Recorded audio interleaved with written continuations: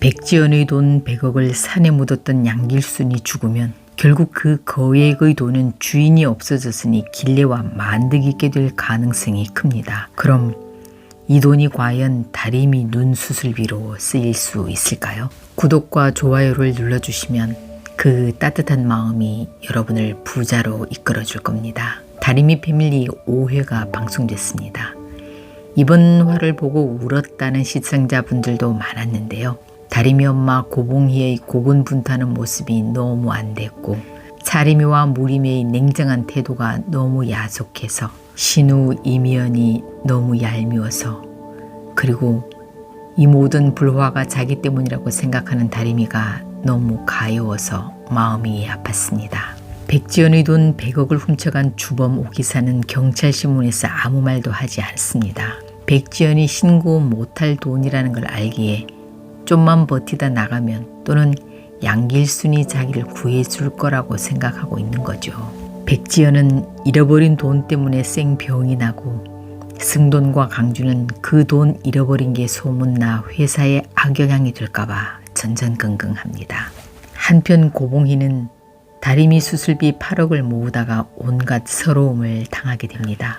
딸이 눈을 뜰 수 있다는 신락 같은 희망과 시간이 얼마 없다는 절박감 때문에 봉희는 마음이 급해져 체면 염치는 잠시 묻어둡니다.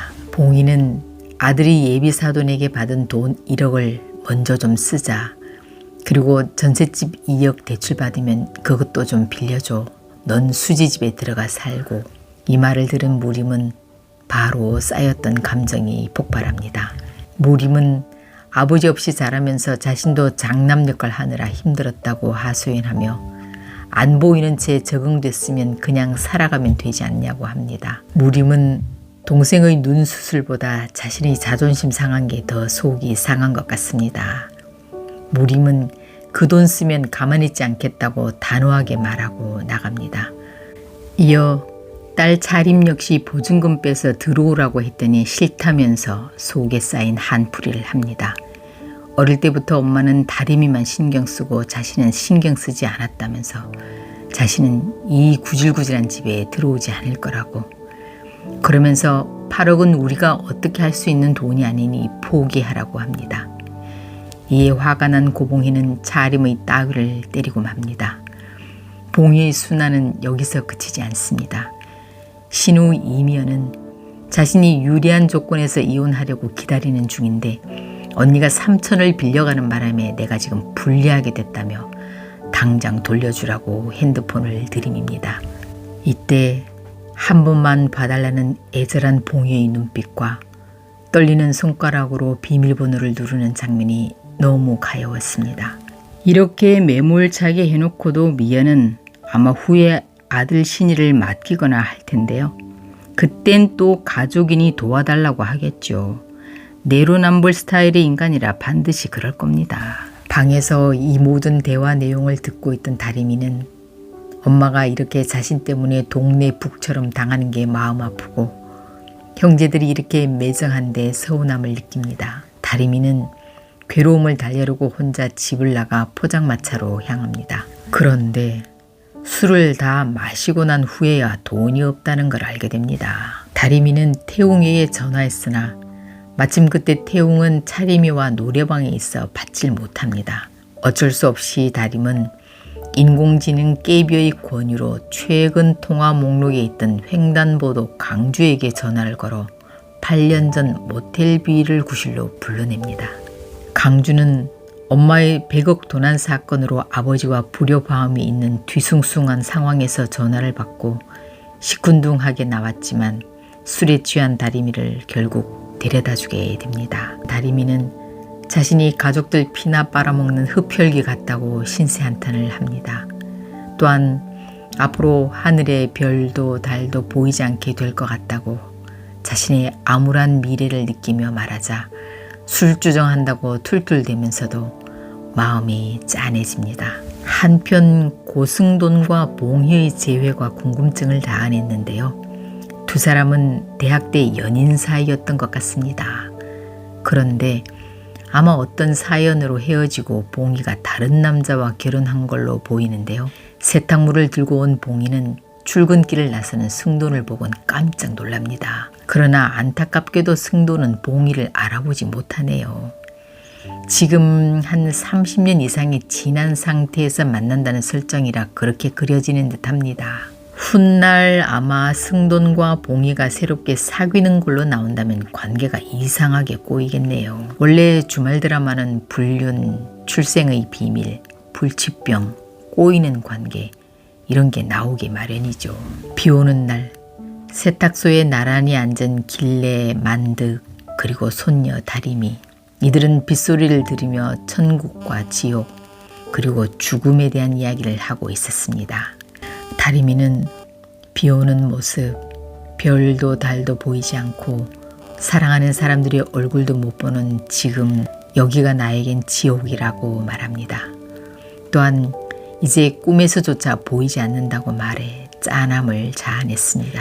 이에 만득은 난 돈 걱정을 해서 그런지 꿈속에서는 세탁기에서도 돈이 막 쏟아진다고 말하며 손녀를 위로하고자 억지 웃음을 이끌어냅니다. 하지만 아픔을 감추기 위한 그 웃음이 왠지 슬프게 느껴졌습니다. 이 장면이 왠지 그들에게 돈이 쏟아질 것 같은 희망을 주는 복선인 듯합니다. 다음 회 길래와 만득은 산에서 본 그 돈다발이 아른거리지만 남의 돈이니 그냥 잊기로 마음먹고 살고 있었는데요. 그런데 운명일까요? 만득과 길래는 우연히 지인의 장례식에 갔다가 의학산에 돈을 묻던 길순이 영정사진을 보게 됩니다. 이제 그 돈의 주인은 죽었고 그 돈을 아는 이는 두 사람밖에 없으니 두 사람은 고민 끝에 돈이 묻힌 그 장소로 갈 것 같습니다.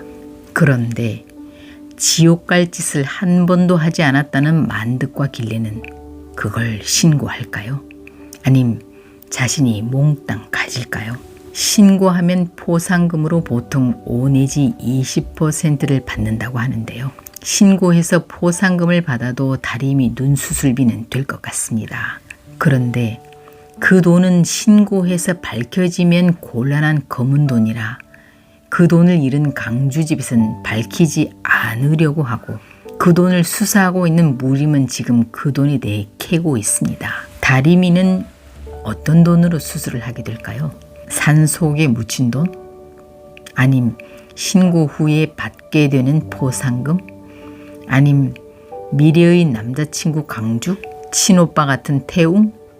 아니면 어쩌면 엮여질지도 모르는 봉희의 옛 애인 승돈? 시청자들은 지금 빨리 다리미가 눈뜨게 되길 학수고대하고 있는데요. 다음 회 스피드 있는 전개를 기대해 봅니다. 어머나, 돈주인 양길순이 세상을 떠났네요. 정말 이런 예상치 못한 전개는 쇼킹입니다.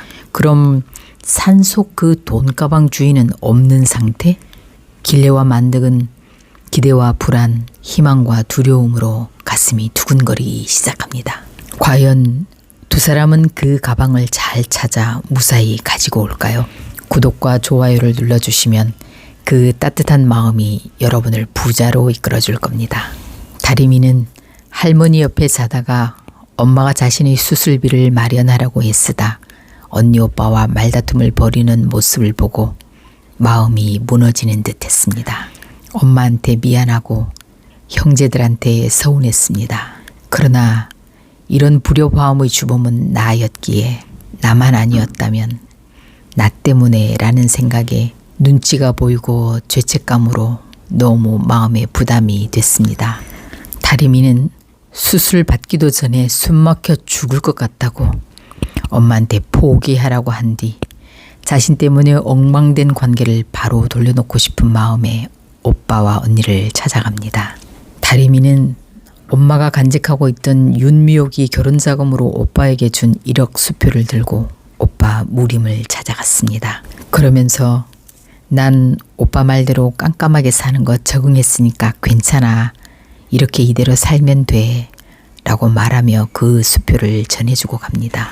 안 괜찮은 걸 괜찮다고 말하고 가는 다리미가 너무 불쌍해 보는 이들이 눈시울을 뜨겁게 만들었습니다. 수표를 건네받은 무림은 미안했는지 돌아가는 다림이 뒤통수에 대고 오빠도 지금까지 할 만큼 했으니 원망하지 마 라고 말합니다. 이어 다림은 언니 차림의 회사에도 찾아가 내가 눈치료 포기했으니 집에 들어오지 않아도 된다고 말해줍니다. 그러면서 어색한 관계를 회복하려고 밥을 사달라고 하지만 차림은 점심시간이 끝났다고 매정하게 거절합니다. 거기다 차림은 네가 미안해라는 대답을 듣고 싶어하는 것 같은데 너랑 한방 쓰던 지난 30년이 나한텐 감옥 같았어. 내가 그 감옥을 탈출한 게 뭐 미안해해야 되나? 라는 말로 비수를 꼽습니다. 부모의 마음과 형제의 마음은 다르겠죠. 못 보는 그 심정을 조금이라도 헤아린다면 이런 마음이 들더라도 말은 하지 않았어야 합니다. 아무리 자신이 힘들었다고 해도 안 보이는 눈으로 세상 살아가고 있는 동생보다 힘들었겠습니까? 아마 훗날 다림이가 눈을 뜬 후 차림은 강주와 태웅 두 남자를 사이에 두고 동생 다림이와 앙숙관계가 될 듯합니다. 언니한테 상처받아 쓸쓸한 마음으로 나오던 다림은 같은 회사를 다니고 있는 강주와 마주치게 되지만 기분이 꿀꿀해 그냥 택시 타고 가버립니다. 강주는 며칠 전 다림이를 데려다 주면서 다림이로부터 고백 비슷한 걸 받았는데요. 두 사람이 대학 시절 함께 듣던 시나리오 수업에서 강주가 쓴 글이 좋아 반했다는 말을 떠올리며 학창 시절 썼던 시나리오를 다시 꺼내보며 설레합니다. 아마도 강주는 영화 시나리오 작가가 되고 싶었나 봅니다. 어쩌면 다림이가 눈을 뜬 후 시나리오 작가로 성공한다는 복선이 아닌가 추측해 봅니다. 한편 만득과 길래는 친구 장례식장을 찾았다가 우연히도 산에 돈을 묻던 그 남자의 영정사진을 보게 됩니다. 호기심에 그 남자의 장례식장을 살펴보던 두 사람은 그 사건을 담당하던 무림을 만나 그 남자의 사망 원인도 확실치 않고 가족도 없다는 사실을 듣게 됩니다. 두 사람은 안 그래도 그 산속 돈가방이 자꾸 어른거려 괴로웠는데 이제 돈 주인이 이 세상에 없다는 사실을 알게 된 후 더욱 심란해집니다. 그리고 무림에게 슬쩍 물어보니 돈을 훔친 사람은 죄를 받지만 그 돈을 모르고 받아 쓴 사람은 죄가 없다는 걸 듣게 됩니다. 이에 두 사람은 혹시 처벌을 받는다 해도 자신들이야 뭐 곧 하늘나라 갈 거니까 큰 상관 없다고 생각하고 며느리 봉희를 위해 그 돈을 훔치자고 용기를 냅니다. 밥을 두 그릇씩 먹은 두 사람은 임자 없는 땅속 금고를 찾으러 가는데요.